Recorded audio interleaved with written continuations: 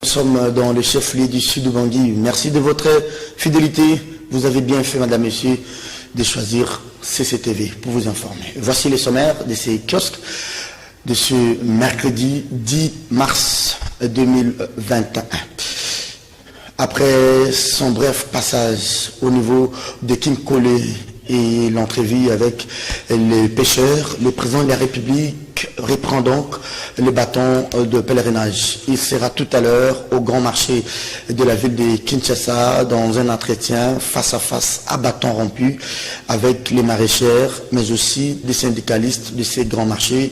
Cette épineuse question de la vente du grand marché et la construction d'un complexe de supermarchés modernes est au centre et sera au centre de cette entrevue avec le président de la République. Certainement, c'est des questions qui concernent le social, que ce soit des pêcheurs, l'autre fois au niveau de Kinkole, comme il en sera aujourd'hui question au niveau du marché central de Kinshasa.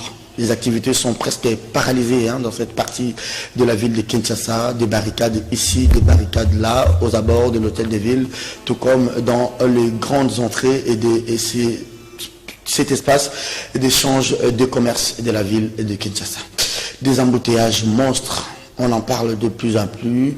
Le peuple reste en tout cas orphelin. Personne ne pipe mot Ngobila dans un sommeil assourdissant, tout comme le patron de la police ville de Kinshasa, Sylvano Kassongo. Il se bat actuellement seul pour pouvoir réguler un peu la circulation dans la ville. Quelles sont les recettes pour cette ville de Kinshasa? On a dit qu'hier, le Belge avait construit cette mégapole pour 3 millions de personnes. Aujourd'hui, on en est à plus de 10 millions. On va aussi revenir sur le mode de notre transport en commun dans la ville de Kinshasa. Les transports de masse, tous convergent le matin vers Gombe, mais tous soir quittent la Gombe pour rentrer dans différentes communes. Deuxième audience en foraine dans cette affaire de l'argent détourné alloué à l'enseignement et à la gratuité.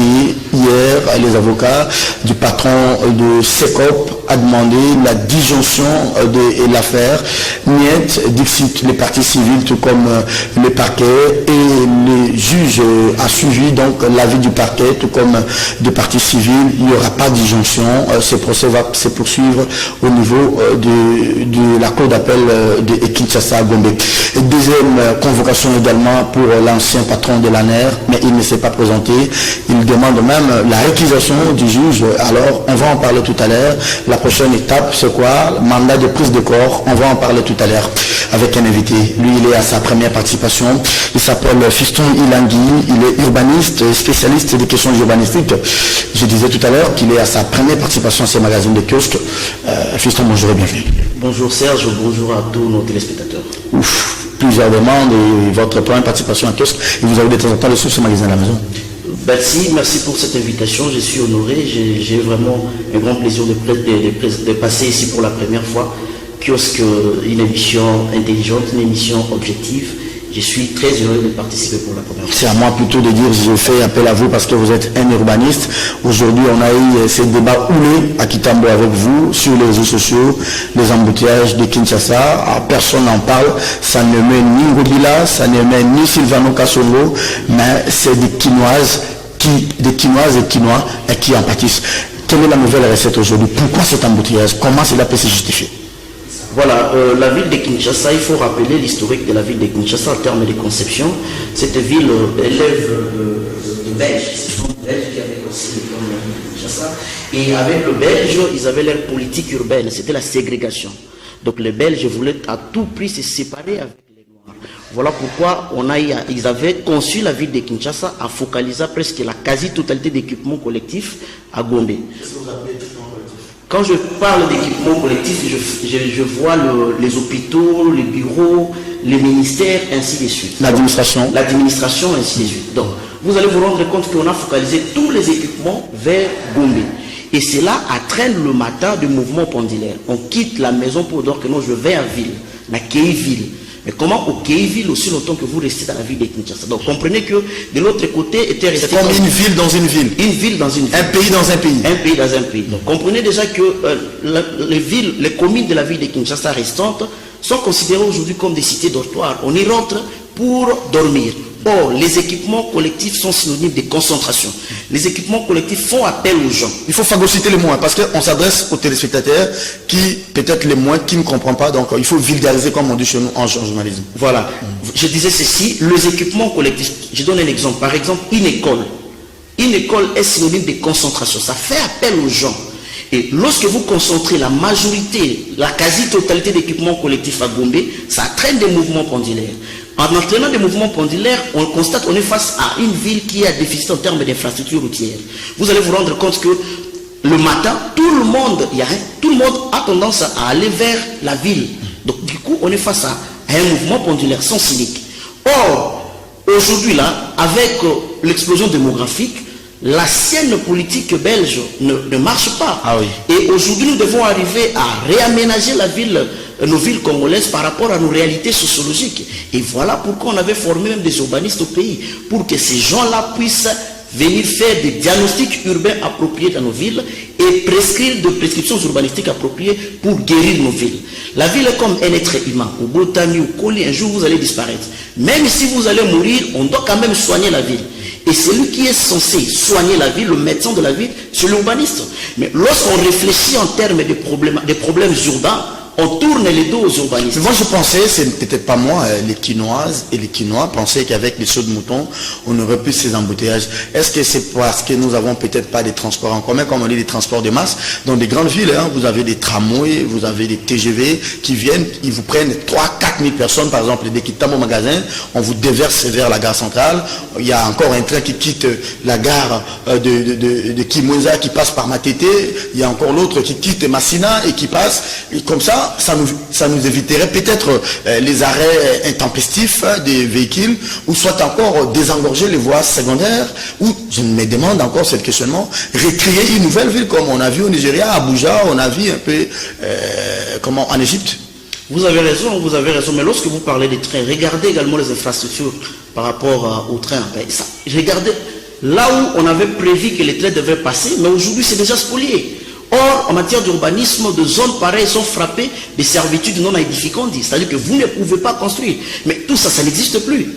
Ça n'existe plus. Donc, normalement, on devrait changer le mode de transport de la ville de Kinshasa. Vous voyez, mais malheureusement, lorsqu'on avait amené le projet des sauts de moutons, j'avais dit ça en amont, ça fait 2 ans. Il y avait même des publications, des interviews, j'avais dit que l'érection, sinon la construction de sauts de moutons dans la ville de Kinshasa, ce n'est pas une panacée en matière d'urbanisme, sinon pour résoudre le problème des embouteillages de la ville de Kinshasa. Mais aujourd'hui, j'espère qu'on me donne raison. On a construit les sauts de moutons, mais c'est comme si on a amplifié encore des embouteillages dans la ville de Kinshasa. Rien ne marche. Mais il faut se poser la question, qui avait amené un projet pareil au président de la République? Est-ce que le président de la République avait consulté les urbanistes? Parce que les urbanistes ne sont pas des décideurs. Ils sont là pour apporter des conseils aux décideurs. Qui avait conseillé de faire ça? Alors, finalement, on n'aura que nos larmes et nos yeux pour pleurer. Il n'y a pas de perspective. Parce que, écoutez, moi, je dois quitter chez moi à Kitambo ce matin, devant le stade Vélodrome, pour arriver vers l'école, comment ça s'appelle sur Mondiba. Je fais 1h25. Mais c'est inadmissible. Les parents doivent aller déposer les enfants à l'école, ils doivent prendre des motos et dépenser plus de 10 000 francs. C'est inadmissible. Moi, je pense qu'à terme de perspectives d'avenir, nous pouvons dire ceci. Oui. La ville se développe. La ville n'est pas statique. La ville, elle est dynamique. Le plan d'urbanisme, le plan où tout ça doit suivre le dynamisme de la ville. Je prends l'exemple de la ville de Kinshasa. Il y a un plan d'urbanisme qui existe, c'est depuis 2015. Qu'on appelle SOSAC, je ne sais même pas si le gouverneur il sait qu'il y a la ville de Kinshasa un plan d'urbanisme. Donc, depuis que le Belge était parti, on devait actualiser notre plan d'urbanisme, mais cela n'était pas fait. Mais avec Mbouta, il a eu quand même à donner la ville de Kinshasa un plan d'urbanisme qui a la force de la loi aujourd'hui. Mais malheureusement, ce plan n'est pas appliqué. Or, dans ces plans-là, on avait essayé d'orienter la ville autrement. On avait pensé qu'on puisse orienter la ville vers l'est de la ville de Kinshasa. On devait faire des nouvelles villes là-bas. Mais allez voir aujourd'hui là-bas, les chefs coutumiers sont en train de faire n'importe quoi. Merci beaucoup. Pourquoi on n'arrive pas à respecter cela? Mais j'ai dit ceci, pour résoudre tant soit peu ces problèmes, oui, on doit arriver à décentraliser les équipements collectifs. C'est-à-dire qu'on ne doit pas laisser focaliser la quasi-totalité des équipements collectifs de la ville de Kinshasa à Gombe. Non, on doit décentraliser, on doit doter nos communes des équipements collectifs. Moi, je suis en Galema.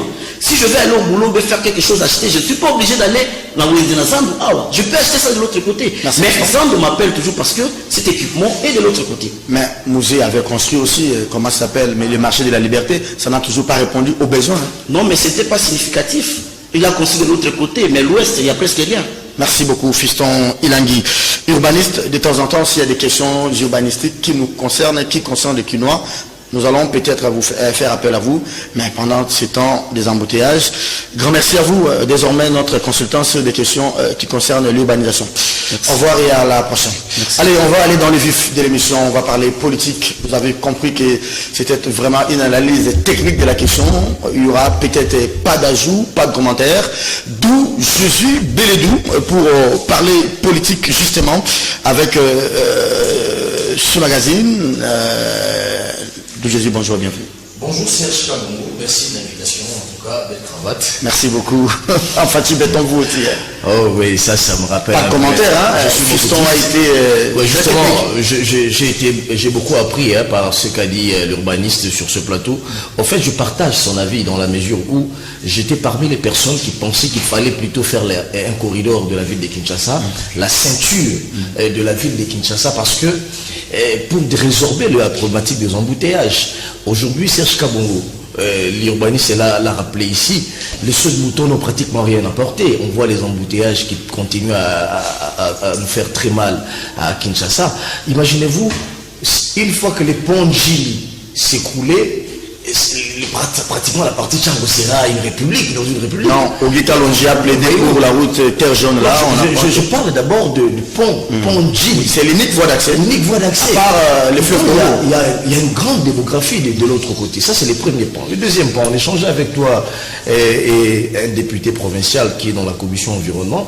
Il nous a fait une révélation qui nous a mis froid au dos. Il dit, dans 100 ans ou 50 ans, la ville de la Gombe risque de s'écrouler. Les immeubles risquent de s'écrouler. La commune, hein? La commune de la Gombe. On dit pourquoi?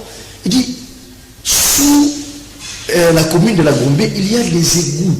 Les topographes belges ont tracé des égouts, ont creusé l'évacuation des eaux de ruisselle. Pas seulement la canalisation des eaux, de la SNEL, les câbles de SNEL, la régie des eaux, etc. Mais il y a des endroits où on ne pouvait pas construire. Mais là, ce sont nos architectes. On a, non? Justement, c'est ça le problème. Et les architectes, les urbanistes aujourd'hui, ce sont des gens, des oubliés de la République en matière de construction. Mais d'abord, les architectes qui se battent entre eux, il n'y a pas d'ussuré. Oui, mais au moment où nous faisons cette émission, je crois qu'il y a eu un sursaut de tous les architectes du Congo, parce qu'ils ont décidé finalement d'arrêter cette guerre au niveau des instances judiciaires, parce que vous savez, Brunel Djibale, qui était le président du conseil sortant de l'Ordre national des architectes, il avait perdu ses élections lors de l'Assemblée générale qui s'est tenue, je crois, au mois de décembre, où il y avait 435 architectes qui sont venus pratiquement voter, mais il y avait 375 qui ont suffrage exprimé. Sur les 375 suffrages exprimés, Serge Kabongo, et tous ont pratiquement voté contre Brunel Djibale en faveur de Fiyulu Ndoboun, qui était le nouveau président du Conseil. L'affaire portée en justice au Conseil d'État, il y a eu beaucoup de remous, mais finalement les architectes se sont dit non, il s'agit quand même de l'Ordre national des architectes, il faut sauver la corporation. Voilà. C'est ainsi qu'ils sont décidés à l'unanimité. Et ceux qui ont voté contre Djibale et ceux qui ont voté pour Djibale comme Ndobouni, ils sont décidés d'aller en Assemblée générale pour ce 13 ici. Ok. Les 13, une nouvelle Assemblée générale. Une nouvelle Assemblée générale. Élective, hein? Élective, justement. Non, pas élective. C'est d'abord à l'ordre du jour, c'est pour essayer de faire taire les divergences. Okay. Parce que c'est la dernière image de l'Ordre national des architectes. Ça sera pour le 13 ici. Tous les architectes sont conviés. Heureusement que même les classiques, ceux qui étaient plus radicaux contre ces élections, ont finalement décidé d'observer, je crois, l'article 24 du règlement de l'ordre, des statuts plutôt de l'Ordre national des architectes. Ils ont décidé, sur base de cet article, de répondre à l'Assemblée générale. Ça, c'est la voie de la sagesse. Hein? C'est la voie de la sagesse, et ils vont se retrouver, je crois, le 13. Ça, c'est déjà un bon signal pour dire tous les architectes qui sont responsables et qui veulent sauver leur promotion et leur profession, et qui ne veulent pas voir un jeu de ping-pong au niveau des instances judiciaires, de venir à l'Assemblée générale qui est l'organe suprême de l'Ordre national des architectes. Merci beaucoup. D'où Jésus Bélédou. Et au moins on compris, c'est la voie de la sagesse. Mais chez nous, on part à Mwanda, il y a ceux qui annoncent leur congrès au mois de janvier, décembre. Ce congrès-là n'a jamais eu lieu jusqu'à aujourd'hui et on ne nous a jamais donné la suite. Innocent Olinga, je rappelle que D'où Jésus est de Liberté Actu, .cd, et un site aussi très lu ici au Congo comme dans la diaspora. Lui, il est de scooprdc.net, Innocent Olinga. Je donne toujours son poste-nom, Lumba E. Innocent, bonjour. El Taes. Il faut faire les complets. Merci beaucoup. Bonjour et bienvenue à vous. Merci beaucoup, Serge. On ne revient pas sur les embouteillages, sinon ça fait très mal. Tout le monde est obligé de prendre la moto. N'ayez pas honte de dire ça. Moi-même, j'ai pris la moto ce matin. J'ai laissé ma voiture. Je me suis dit, au niveau des Assanef, je n'allais pas prendre ces risques-là de faire 3-4 heures du temps. Or, kiosque m'attendait. Bon, comme tout Quinois, j'ai pris la moto et je suis arrivé quand même à temps à l'émission. Les problèmes des embouteillages, si vous placez un mot, bon, il y a des routes secondaires à réhabiliter.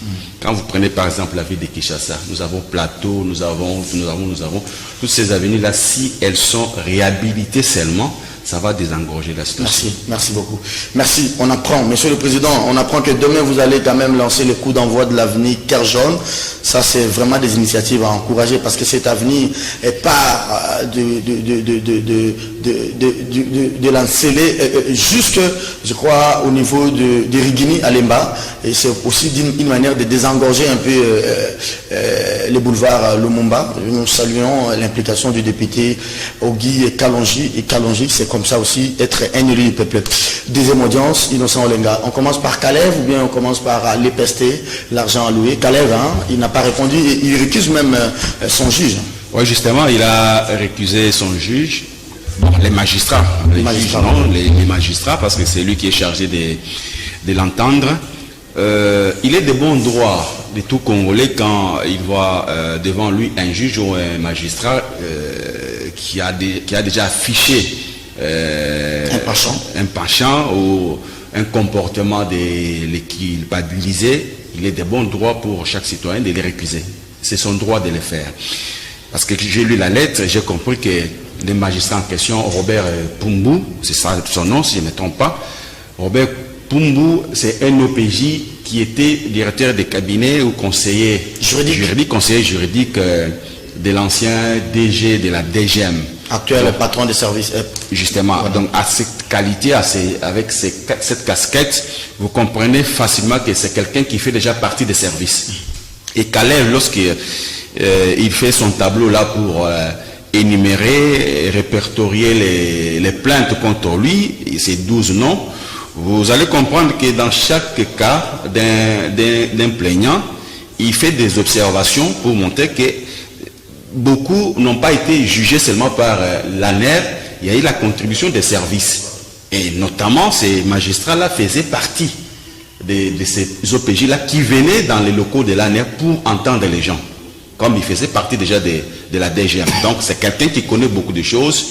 Et Kalev craint un règlement des comptes. De ce côté-là, il a quand même raison. Mais là où nous, on n'a pas été d'accord avec lui, c'est les tableaux là dressés par ses avocats. Il y a un avocat, la maître, qui est bâtonnier, son nom m'échappe, qui essaie de tribaliser les dossiers judiciaires. Mais je suis même une déclaration de Katangé pour... Alors si tout le monde faisait sa déclaration, moi j'ai tous les 5 euros derrière moi. Donc les jours où je serais surpris dans une histoire de viol par exemple, je ne souhaite pas que ça m'arrive et ça ne m'arriverait jamais. Si je suis surpris dans une histoire de viol, tout Sankou doit être derrière moi pour demander ma liberté. Donc, mais tous ces il y a des réactions qui ne peuvent pas frustrer ou vaciller la justice. Un justiciable doit répondre devant les juges.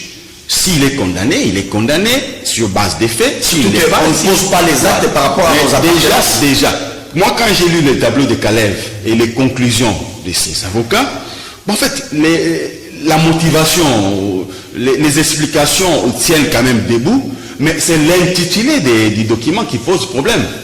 Il parle des tribalos. Là, on n'est pas d'accord avec lui. Parce que pour lui, les victimes ne sont que Kassaïennes et les plaignants sont Kassaïennes. C'est tout à fait normal parce qu'il y a Michel.